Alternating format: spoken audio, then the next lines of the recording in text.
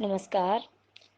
विभा गुप्ता, प्रवक्ता, हिंदी विषय, कक्षा 11 और 12। अभी तक अर्थालंकार के अंतर्गत आपने उपमा, रूपक और उत्प्रेक्षा अलंकार पढ़ा है। उपमा, रूपक, उत्प्रेक्षा कक्षा 10 में भी है और कक्षा 11 और 12 में भी है। लेकिन आज आप भ्रांतिमान और संदेह अलंकार पढ़ेंगे, जो कि कक्षा 11 और 12 के पाठ्यक्रम में सम्मिलित हैं। तो चलिए शुरू करते हैं। भ्रांतिमान अलंकार।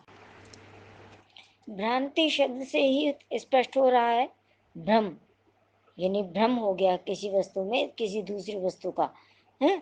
और परिभाषा बता देती हूँ। जहाँ समानता के कारण भ्रमवश उपमेय में उपमान का निश्चयात्मक ज्ञान हो और उसी के अनुसार कार्य भी कर दिया जाता है, वहाँ भ्रांतिमान अलंकार होता है। मतलब मिलती जुलती कोई वस्तु है और हमें उसमें उसके समान दूसरी वस्तु का भ्रम हो गया है, तो भ्रांति हो गई। भ्रम भ्रांति एक ही मतलब है। भ्रांति का मतलब कि भ्रम हो जाना, यानी कि निश्चयात्मक ज्ञान हो गया। भ्रमवश एक वस्तु को दूसरी वस्तु मान लिया है, तो वहां पर भ्रांतिमान अलंकार होता है। उदाहरण बता रही हूँ। बिल विचार प्रवसन लग्यों नाग शुंड में व्याल, ताहुकारी ऊख भ्रम लियो उठाए उत्ताल। अब स्पष्टीकरण इसका समझ लेते हैं। यहाँ सांप को हाथी की सूंड में बिल होने की भ्रांति हुई। मतलब हाथी की सूंड को उसने बिल समझा, भ्रम हो गया उसको, और वह उसी भूल के अनुसार क्रिया भी कर बैठा। वह उसमें घुसने लगा।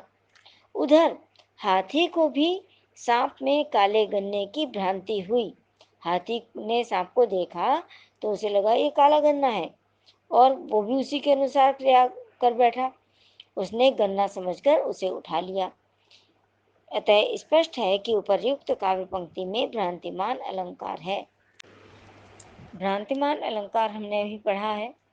वहाँ तो भ्रमवश एक वस्तु को दूसरी वस्तु मान लिया जाता है और उसी के अनुसार क्रिया भी कर दी जाती है। लेकिन संदेह यानी संशय बना रहता है, निश्चयात्मक ज्ञान प्राप्त नहीं होता।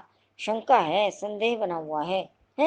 हम किसी निष्कर्ष पर नहीं पहुंच रहे हैं। अब परिभाषा बता रही हूँ। जब किसी वस्तु में उसी के समान दूसरी वस्तु का संदेह होने लगे और कोई निश्चयात्मक ज्ञान प्राप्त न हो, तब संदेह अलंकार होता है। कैधों व्योम वीथिका भरे हैं भूरि धूम केतु, कैधों चली मेरु तय कृशानुसरी भारी है। यानी संदेह बना हुआ है, पता लग रहा है। मैं पहले ही स्पष्टीकरण कर देती हूँ। उपर्युक्त उदाहरण में लंका दहन के वर्णन में हनुमान जी की पूंछ को देखकर यह निश्चित ज्ञान नहीं हो पाता है कि आकाश में अनेक पुच्छल तारे हैं या पर्वत से अग्नि की नदी सी निकल रही है। अतः यहाँ संदेह अलंकार है। कहा है ना, देखो उदाहरण को फिर से देख लीजिए। कैधों व्योम वीथिका भरे हैं भूरी धूम केतु है। या तो आकाश में बहुत से पुच्छल तारे भरे हुए हैं, या फिर सुमेरु पर्वत से आग की नदी बह चली है। मतलब कि हम स्पष्ट किसी निष्कर्ष पर नहीं पहुंच पा रहे। ठीक है। अब हम संदेह और भ्रांतिमान में अंतर स्पष्ट कर लेते हैं। ठीक है। संदेह अलंकार में उपमेय में उपमान का केवल संदेह होता है, उसके अनुसार क्रिया नहीं की जाती, संदेह बना रहता है, निश्चयात्मक ज्ञान प्राप्त नहीं होता है।